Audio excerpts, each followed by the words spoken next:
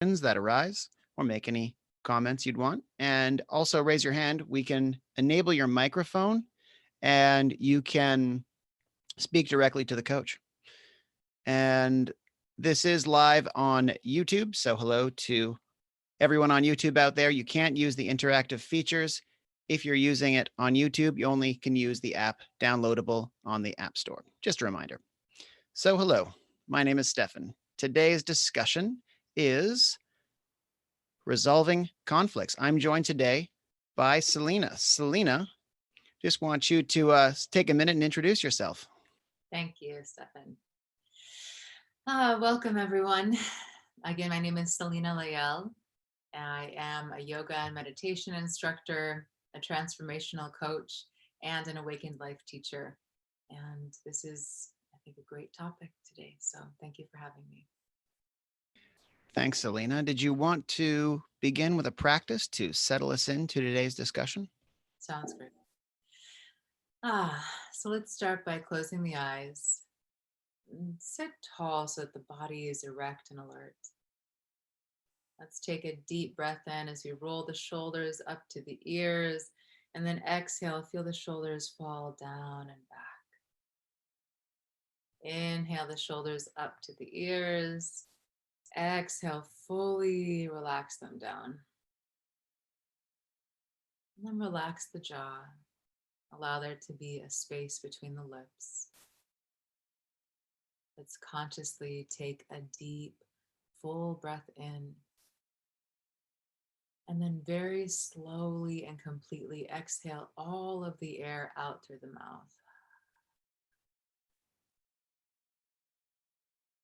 Another slow breath in. And another slow and complete exhalation.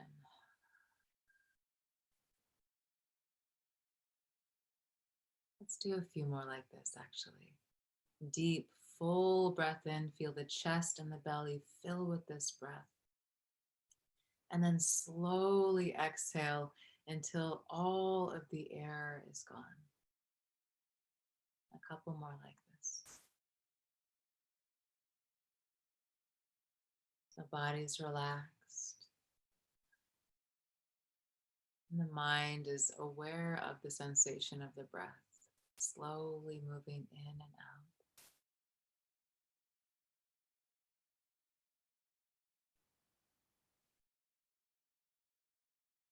And then take a few more breaths and just become aware of any sensations in the body.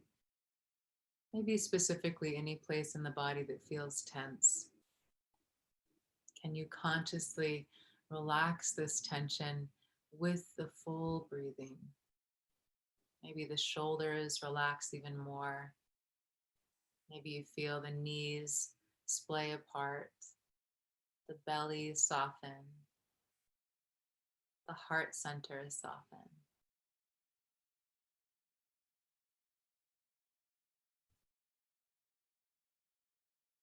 Two more breaths, just consciously relaxing the body.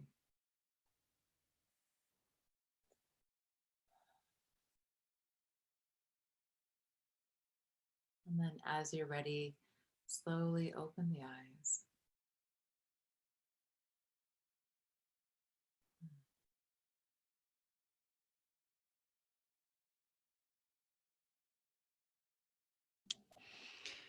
Thank you for that, Selena. And welcome to everyone joining us to today's discussion on resolving conflict. See some familiar faces. Deborah, Asan, always love your questions. Please do bring them forth. Any comments you had about the practice we just experienced too, and questions about that, please leave them in the chat box or the Q&A box. So today's discussion, resolving conflicts, tends to be something we can use for anything, actually, because we have internal conflict and we have conflict with others. Which methods are we going to look at today, for internal or external conflict? I would say both. And I would say that oftentimes external conflict starts with internal conflict. There are many schools of thought, teachings, spiritual teachings that suggest that all of the conflict that we see in the world is rooted in the conflict that we have inside. And the more that we truly find a place of peace, of well being inside, the less we experience conflict outside. So, Bill. Of course, I guess we're always simultaneously working on the internal self and whatever's happening externally. And when it comes to resolving conflict, what can you say resolved looks like? Does it mean everyone agrees, everyone's happy, everyone gets what they want? We would never resolve conflict if it means that everyone always gets what they want, right? Oh, yes. I would say for me personally, real resolution of conflict looks like feeling real peace, authentic peacefulness, or authentic calm, or authentic experience of acceptance, which brings about a feeling of calm inside. And the reason I say the word authentic is because so often we pretend that things are okay. Yes. We don't want to deal with something. Maybe it's uncomfortable. And so we say, you know what, I'm just going to let this go. Right. But we don't actually let it go. It's festering underneath the surface. And we smile, but really there's something else underneath the surface. And I would say this is definitely an example of unresolved conflict. And that might sound very obvious, but I think for many of us, we have experiences in our life where we say, you know what, I let it go. That doesn't bother me anymore. It's not an issue for me. But underneath, there's this festering. So if you notice that when you see that person or when that topic is brought up, it really jostles you, you feel triggered inside, I would say that means there's something unresolved. So again, for me, feeling really resolved in conflict is not about people agreeing with me. It's not about everybody getting what they want. It's about this authentic, genuine experience of feeling a sense of calm and peace and acceptance, where there isn't that festering underneath the surface. If I lifted up the rug, so to speak, there wouldn't be anything under there. It would be clean and clear. So could you say that like conflict is an opportunity then? Although, we like to avoid it, we don't like it, it's uncomfortable, but is it kind of a great way to catalyze this lifting up of the rug and seeing what we've left unexamined in our life? I would say most of the time, actually, maybe all of the time, yes. Because again, coming back to this idea that conflict, it initiates with us, that initiates with our triggers, with our feeling bothered by something. So, um, uh, Stefan, will you repeat the exact question that you said again, please? I just want to make sure that I'm answering it directly. Oh yeah, it just is conflict rather than just something we need to resolve and be Yes, done with. Is it actually like a medium for yes, seeing ourselves and what we need to work on? yes, exactly, exactly. So when we have a conflict with someone, we're seeing what inside of us is being bothered. Yes. We're lifting up the rug to notice the things that maybe we're not acknowledging or maybe that we're hiding from. Maybe we're pretending again, I'm fine, I'm okay. Yes. So conflict is showing us how we really feel about something. It can also show us the places inside where we're living in expectation, where we're living in judgment of ourself or others. So yes, when conflict arises, it can be very revealing to show us where it is that we can move in our life, what it is we can say or do or think to actually have more of what we want, as opposed to be in this kind of standstill that is the experience sometimes of conflict. Although I would say conflict can also be transformative, which is the root of what your question is. Yeah, it's not just healing things in our relationship with the others, but also, relationship with ourselves too. And one other thing I'd say on that, my spiritual teacher of almost 20 years, Sai Ma, has always said, if someone triggers you, yes, again, if you're not familiar with this term, it means like if you get bothered by someone or something, if it upsets you, Sai Ma always says, if someone triggers you, be so grateful. Be so grateful to someone or something that upsets you because it's showing you something inside of yourself that needs your attention. Maybe you could even say that needs healing. So be grateful to the things that trigger us. That's a next level one, right? What a powerful like 180 from how we're used to responding, which is more like a victim of our triggers and what people cause in us. So, wow, so much transformative possibility. So many questions here, but I want to attend to a few in the Q&A box. The first one comes from someone that's remaining anonymous. And they have conflicts with their brother, and they're trying to help him become more mindful and conscious of his thoughts and behavior. He really needs it, but he always resists unconsciously and forgets about everything. And I feel exhausted after each try more and more. What would you suggest me to do about this situation? So this is where it gets tricky. Um, have have has anyone here? I'll just say this for all of us, though I'll share it with you, anonymous question asker. Thank you for your question. Have you ever tried to control your body? Actually, let's all just do a little practice right now. I want you all to stop your blood from moving. Okay, success. Did you do it? Or I want you to stop your heart from beating. I actually don't want that at all. This example that I'm using is that we can't even control our own bodies. Yes. How often, if I told you to sit perfectly still for the next 5 minutes, isn't it likely that you're going to move a little bit, even a tiny little finger in that 5 minutes? If we can't even control the body that we have, if we can't even control our own thoughts, how can we ever expect to control someone else? And what ends up happening, and this is definitely one of my MOs in my life, is we have this idea that we can fix people, that we see the better way, and that if we just share the better way with someone, or if we give them our advice, or if we tell them how it could work better, that it'll help them feel better and it'll make everything better.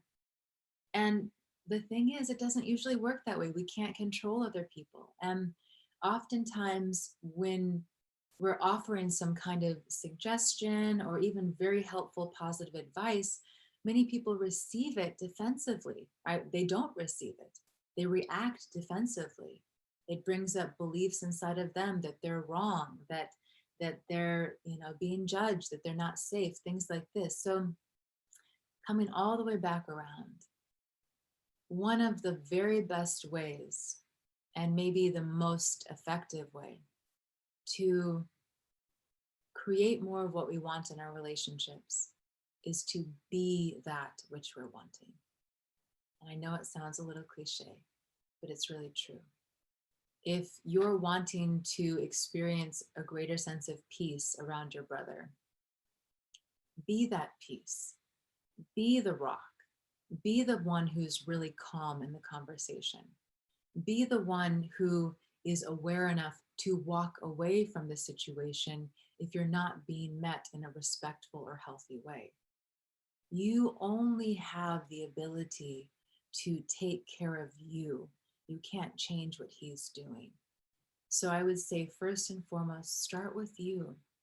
Do what you need to do inside of yourself to cultivate whatever feelings of peacefulness or calm or safety or support that you need for you. Start there. And you might notice that just being that presence in you more shifts his behavior.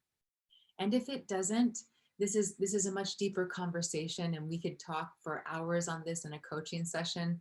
So I would just say, just start with that. Just see how that might make a difference. Really be so fully present with you being the embodiment of whatever it is you're needing. See how that affects your external environment. All right. So, Raj, you had a hand up. It's not up anymore, and then you posted your question. But if you'd like to speak directly to Selena, put your hand back up. Otherwise, I'll bring your question to her. Ah, here we are. Here is Raj. Enable your mic, Raj, and we. Oh, that's Cleo, actually. Cleo, hello. Just enable your mic, and we lost Cleo. Okay, I will take the question in the next Q&A box. My boss and I are not getting along. How can we figure out who's at fault and find a solution? That's a really good one. I would say if we're looking for someone to be at fault, we're engaging more in the conflict. Yes, because if I'm looking to see who's right and who's wrong, I'm still coming from this mentality of conflict. So, one of the things that works best for me when it comes to conflict of any kind is compassion, to create a greater understanding of myself, the other person, and ultimately the situation at hand. So, the first thing that we can do in that kind of a situation is take the other person completely out of it and take a real honest look at ourselves. Okay, maybe this person is saying that I'm being X, Y, and Z, right? Maybe I'm being controlling and I'm not listening and whatever it is. I completely take my boss out of the situation and I say, okay, is there a possibility that I am actually showing up like this? And guaranteed, if somebody's experiencing us that way, it's possible that's how we're showing up for them. It is how we're showing up for them, and it's possible that's how we're actually being. So just first become aware of really what you're contributing to the situation. And maybe even look at, okay, maybe my boss said I'm controlling, for example. Have other people given me that feedback in my life? And if they have, that's maybe even more of a way for me to see, okay, maybe I actually am showing up like this.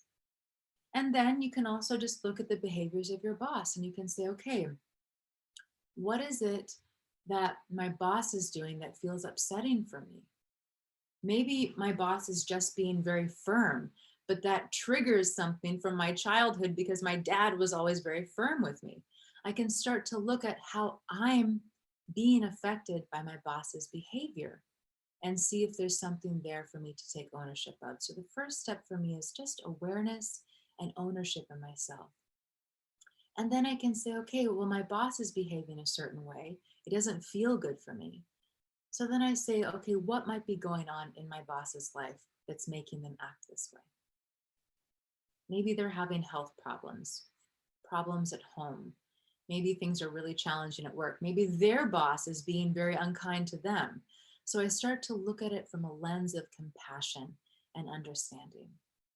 And sometimes just becoming more self aware and opening to this lens, this perspective of compassion, sometimes that actually resolves the conflict without even needing to have a confrontation. Sometimes that in itself will create the harmony that we're looking for. So that's what I would say to begin with. Shift your frame of mind. Rather than looking for who's at fault, which is still a battle kind of like mentality, take a step back to take responsibility and hold compassion.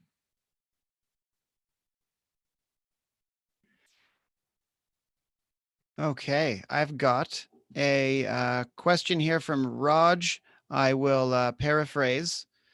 Seems to be he's going through a strike, I assume at work, and it is creating inner conflict because he feels like the world, external events, is able to, disrupt his ability to make money and live. And there's anxiety, there's worry. How can I ease my mind and balance myself? Is his question. Thank you, Raj. Uh, yes, I feel very much compassion for you. And again, it comes back to kind of the example I was sharing earlier. We can't control things outside of us. We can't control other people. We can't control the government. We can't control the weather. We can't control the external factors. So making sure to take care of our own self, to access more of that inner calm, as you're asking in your question, is really what can offer us more of that sense of well being, even in the face of big challenges. So I would say, just from personal experience, meditate regularly, my friend. Meditate regularly. When we have a daily meditation practice, it grounds us, it slows down the brain waves, it allows the body to move into the parasympathetic nervous system, where the body naturally knows how to nourish and restore itself. When we meditate daily, we give our mind this place of focus so that we can start to kind of clean out the mind of all of the cobwebs, all of the thoughts that we have that cause all of the anxiety inside. Yes, because that's where it originates. The external factor is you're not getting the work you need, but everything else is in your head. Yes, the worrying about paying your rent or buying food or taking care of your family, the thoughts about this, the thoughts about that, it's in the mind. Yes, my friend. So so use meditation, use breath practices, mantra, just focusing your mind. Use practices to help come back into balance inside of yourself, to calm the mind, to quiet the mind, so that no matter what is happening outside, you maintain more of this feeling of well being inside. So, again, just to summarize, daily meditation. Exercise is also very helpful and very important. But number one, daily meditation. Yeah, and it sounds like conflict, the drama of conflict, invites us to discover, investigate who are we besides these external events? Who are we fundamentally, that is not at the whim of the ebb and flow of life? So we've got a comment from Mel. Great to see you again, Mel. And great that we invited some new thinking, some possible new perspectives on conflict. And I look forward to what you discover in later sessions and what you can bring to us there. And I'll read your comment now. As you've said, as I've accepted myself as me, and that others have some similarities, we all have bodies, we all want to be liked, and that we all have pain. It has allowed me to be more kind as I've interacted with someone I've had conflict with. I'm not great at it, but I'm getting better at it. And it allows our interactions to be a little more pleasant. Yes, exactly. That's compassion. That's exactly it. Beautiful. All right. Before we close things off, I'm curious if we haven't already acknowledged this, what is it about conflict that disrupts us so much? Like, we all want to be these kind, compassionate people. We all want to live and let live. But then conflict makes us forget all of that. Sometimes I forget, like, do I even meditate? I'm really not acting like my meditation self in this moment of conflict. Mhm. Yes. Ah, uh, this is a very deep topic, but I would just to kind of touch the surface of it. I would say part of it is rooted in our way of thinking. Yes, because when we have a strong emotional trigger, it is it is impacted by our experience. So, for example, let's say that I'm looking at you right now, and all of a sudden the tree in your background reminds me of this time when I was a child and I was left alone by a tree, and it was terrifying. And this upsets me as if this is happening right now. So part of our emotional triggers are rooted in our past memories and our past experiences, and also our beliefs. And all of our major belief systems are created before the age of 7 years old. I'll say this again: all of our major beliefs about the world and about life are through the lens of a child under the age of 7. So sometimes these emotional reactions are also coming from this place inside of this emotion of a child, you could even say. Yes, when you think about a child, getting upset or being happy, they're fully expressed, right? That emotion just comes out and it takes over everything. So this is one of the reasons why we kind of lose our intelligence, so to speak, when strong emotions arise, because it's rooted in these other parts of the brain and our psychology and our physiology. And this emotion overrides our ability to think consciously. So that's also one of the many benefits of meditation and mindfulness. We become more aware of ourselves, we become more aware of our beliefs, and we become more aware of our emotions. And rather than denying our emotions, rather than pushing them under the rug, yes, we start to be present, we start to experience them, we start to actually look at our emotional experiences so that as they do arise, they don't have such a hold on us. We're able to experience them as that, as an experience, as an emotional sensation, as opposed to this thing that takes over our entire experience. Amazing. What an awesome discussion today. Such a dynamic topic, such a great way to battle test ourselves and strengthen ourselves and all that we're cultivating internally. So thank you, Selena. And if you please, give us a closing practice to send us off into the world, battle ready for more conflict. Okay, let's battle ready. Let's take the word battle out of it though, right? Because again, if we're wanting true resolution, if we're coming from the mentality of battling, how can we find resolution? Yes? Just Yeah, yeah. of Of course. It's a term, but these terms, I guess, subtly have meaning, right? course they do. Yes, I know. It was a cute play on words. Okay, so let's just close the eyes. And again, connect to the breath. Just be with your breath. Be with your body. Be present for a moment with you right now in this moment. And then coming back to this quote that says, be so grateful to anyone or anything that triggers you. Let's just bring to mind something that triggers us right now. Maybe there's a person in our life we're feeling impacted by, or a situation at work. Maybe something's happening in the body. And first of all, let's just take a deep breath, remembering that whatever you're feeling right now is okay. There's nothing wrong with whatever emotion you're feeling. Nothing at all. It's natural to feel. And don't emotions always come and go? One moment we feel angry, and the next we don't. They come and go. So it's okay. And then let us see in this situation right now, excuse me, how we could possibly be grateful for what this is showing us inside of our own self.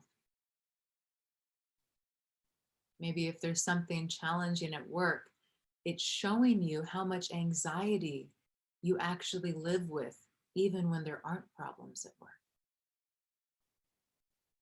Maybe if it's a person that you're feeling triggered by, it's showing you how much you've been living in a place of fear or not letting yourself be fully expressed. This trigger showing you about yourself that you are ready to transform, that you're ready for more, ready for something different.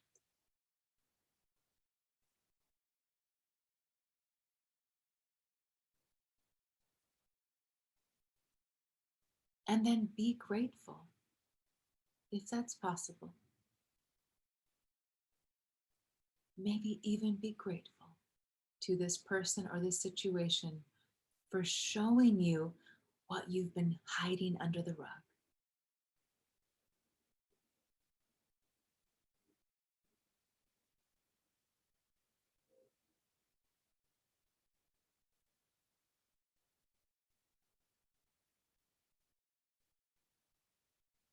And then from this awareness, let's choose one kind thought toward ourselves And if you'd like to have this kind thought toward another person as well, that's okay. But let's have this kind thought toward ourselves right now. Maybe you're aware right now of how much fear you've been living in, or how sad you've been that you haven't been letting yourself feel something.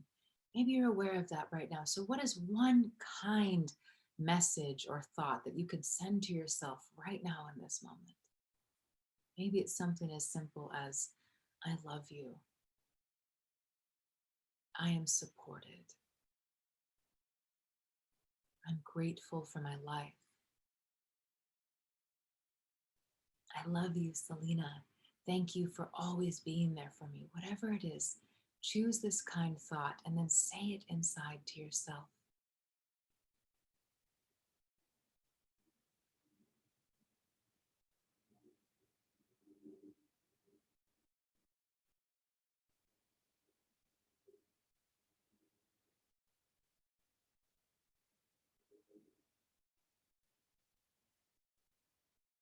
And then let's take a deep, full breath together. Exhale through the mouth. And then we'll open the eyes. Thank you, everyone. Thank you, Stefan. Thank you for being here. Thank you for your questions and your sharings, your engagement. And if you choose to, maybe try this practice on. When something triggers you, how can you be grateful?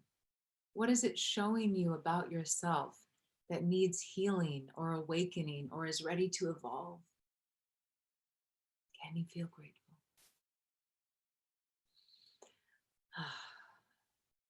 And one little recap before we complete. In conflict, it's very helpful to start with self awareness, taking ownership and responsibility, and having compassion for the other and yourself. Find that place of harmony inside and see what happens. Thank you again for being here. With great love. Namaste.